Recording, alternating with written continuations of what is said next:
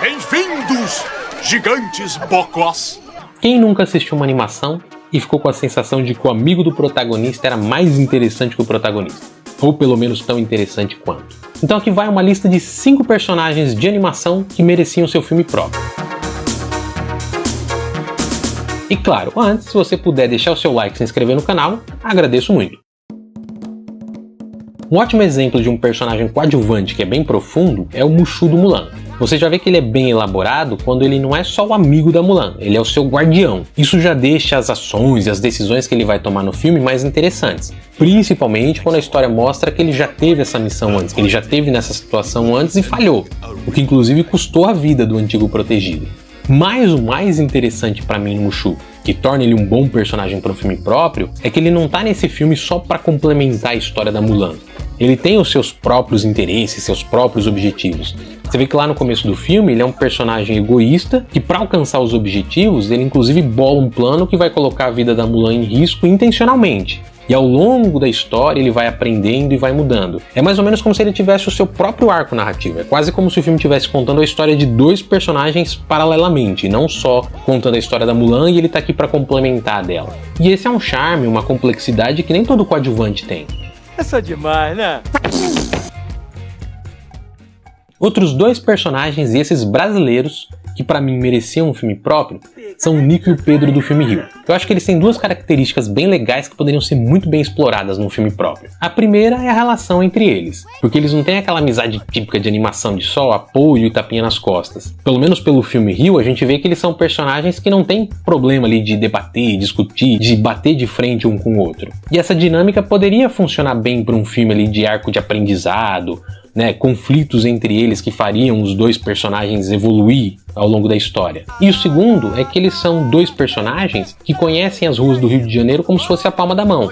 Podemos dizer até que eles são o típico malandro carioca. Principalmente o Nico, que pra mim tá na cara que ele foi desenhado pra parecer esse personagem. E conhecer as ruas do Rio, conhecer todo tipo de pessoa que vive na cidade, serviria muito bem pra apresentar um antagonista com quem eles teriam que lidar, ou pra trazer situações perigosas que eles teriam que enfrentar. De repente até servir de plano de fundo para um filme de origem, que conta a história de como eles se conheceram e se tornaram amigos. Pegou e ainda disse, você vem comigo, princesinha. Aí a Jade disse, não sou tua princesa, me poupe!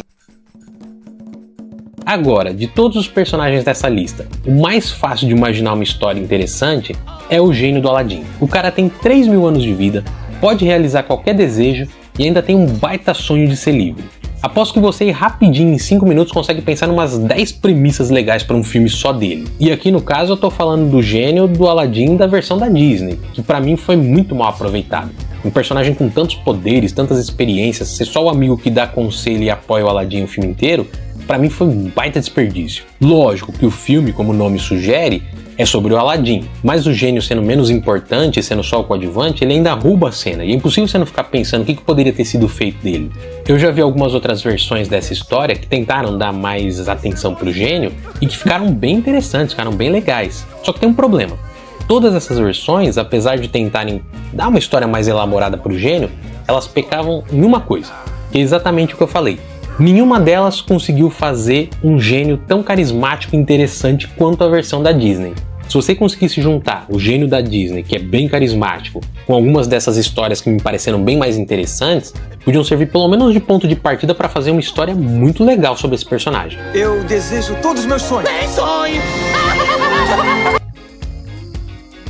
Eu sei que o Rei Julian do Madagascar já teve uma série própria que foi um fiasco. Mas esse personagem ele tem tantas características legais para explorar.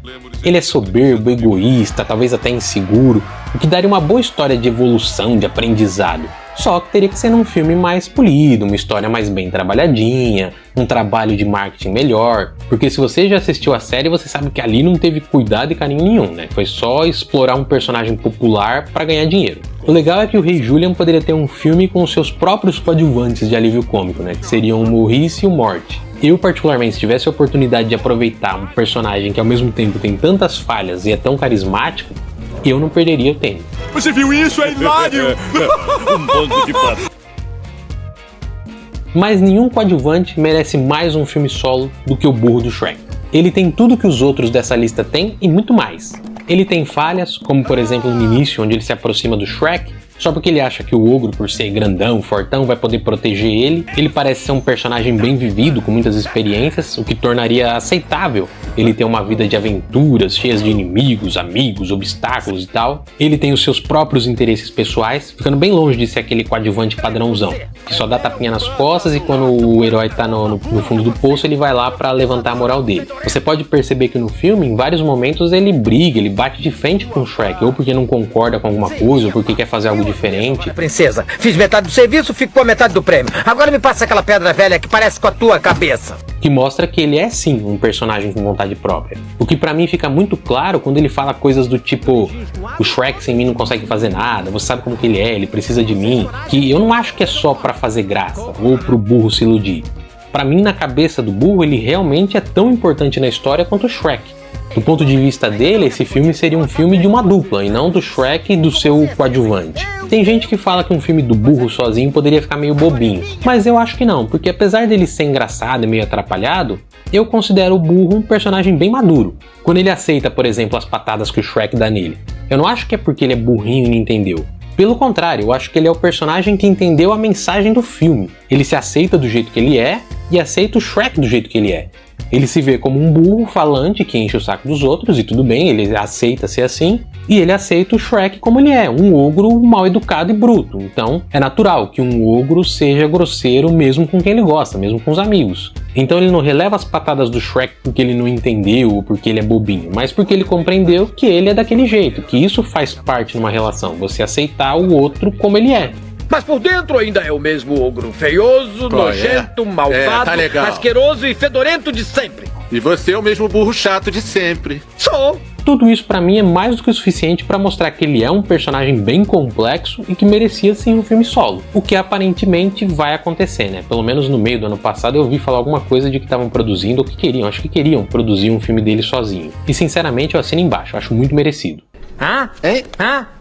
Nesse tipo de filme é normal o coadjuvante ele ser bobinho e engraçado, porque geralmente ele é o alívio cômico do filme, enquanto cabe ao personagem principal ser o cara do aprendizado, o arco do personagem, o que é mais profundo. Só que tem alguns casos que mesmo sendo só um alívio cômico e tendo bem menos tempo de tela, o coadjuvante ele mostra tantas camadas e ele é tão carismático que desperta a nossa curiosidade, a gente fica pensando nesse algo a mais. Se você quiser mandar a sua lista ou curtir a lista que eu fiz ou discordar de alguma coisa, fica à vontade para mandar uma mensagem aí nos comentários. Valeu por assistir, um abraço e fui!